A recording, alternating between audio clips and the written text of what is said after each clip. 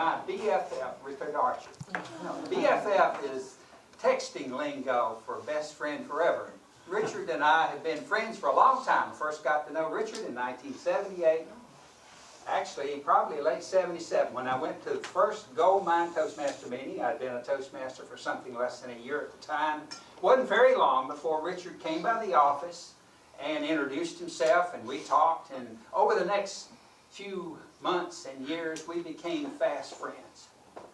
And more than that, the two couples, Sue and Richard and Diane and I, became very fast friends, and we have, I guess the backbone of our friendship is that we go out to eat periodically, maybe 8, 10, maybe even as many as 15 times a year. That's sort of been our creative thing, because we take turns and we try to be more innovative and creative and trying to find places that the other one hadn't eaten before, and they're much better than we are at that.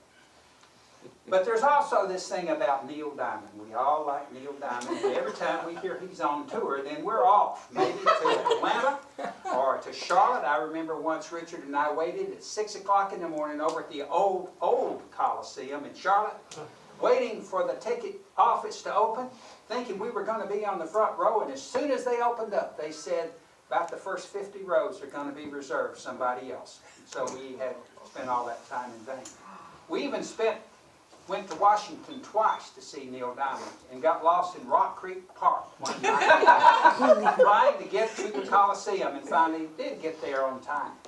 And then in more recent years, we have taken to going to Myrtle Beach in January. Sue is down there for a quilting event, and we go down there and meet them, meet a couple of times out, and then come back home. And we've been really fast friends, which is a little bit puzzling to me, because Richard and I are so very different in so many ways. One of those is Richard is a natural-born salesman. I wouldn't say he's an extrovert, but he's very comfortable with people. And I'm pretty much introverted. Richard could probably sell the proverbial ice to an Eskimo.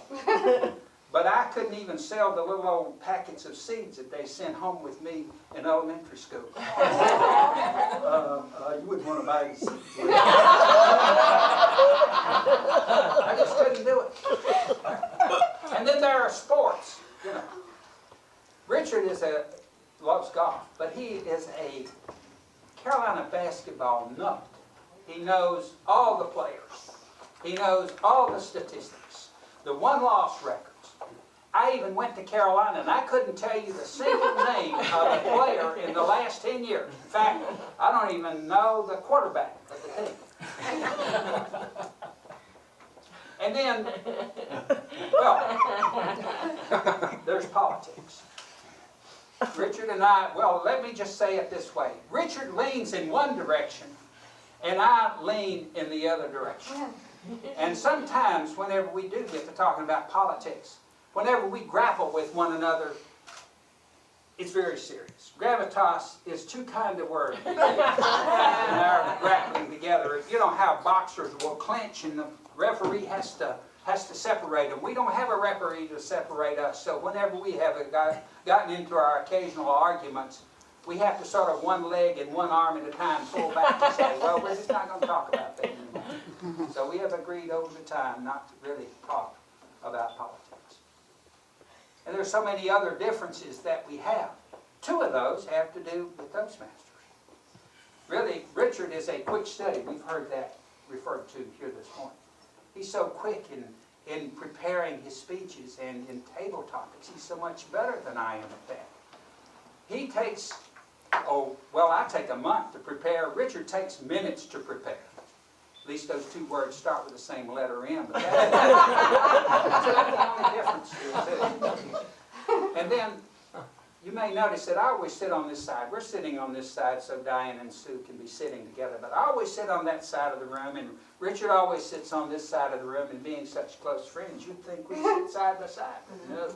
I always sit over there because I like to see people coming into the room. I must have had a previous life where I was suspicious of people didn't like people coming into the room.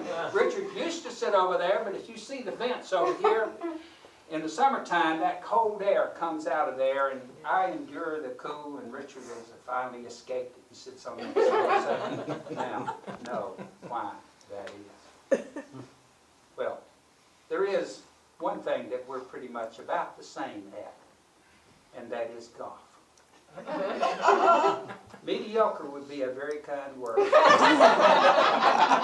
Average is even better than maybe we are, but there are very different reasons for the way we play golf. In fact, we dig up so much dirt and there's so much sand flying all over the place. People from Greenpeace follow us around with those squinty eyes.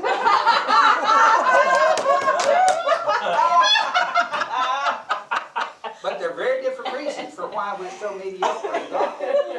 Richard had an injury to his leg a few years ago. He's had detached retinas in both eyes. It's hard for him to get that depth perception just right. He comes from a very athletic family, and I'm sure he'd be doing great if it weren't for that. Mine comes entirely from my natural physical ability. I was born with a very high level of physical ineptitude. But Richard still has high expectations. They're way up here, almost unachievable. But you can hear every once in a while, if he hits a bad shot, oh, he says, my grandma can hit further than that. And she died 20 years ago. And I'm serious, this is all true stuff. But anyway, if he hits a really good shot, he kind of plays it all down because, again, the high level of expectation. He says, even a blind hog can find an acorn every once in a while.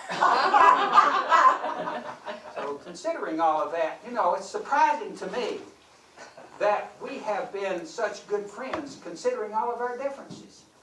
And it finally occurred to me as I was preparing for this tribute to Richard Archer, and that's the title of my speech. I should have given that to Matthew at the beginning, but my tribute to Richard Archer, I should have said that.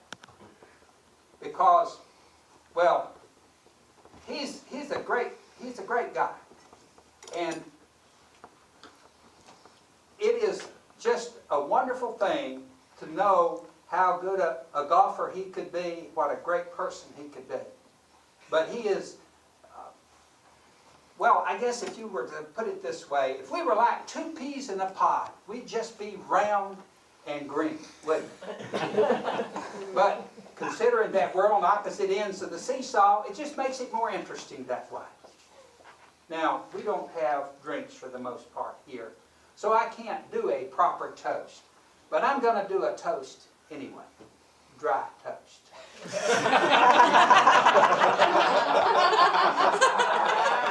So, here's my friend, Richard Archer. Natural-born salesman, Carolina basketball fanatic, golf enthusiast, and he does love Tiger Woods. Political conservative, and whatever. And consummate communicator.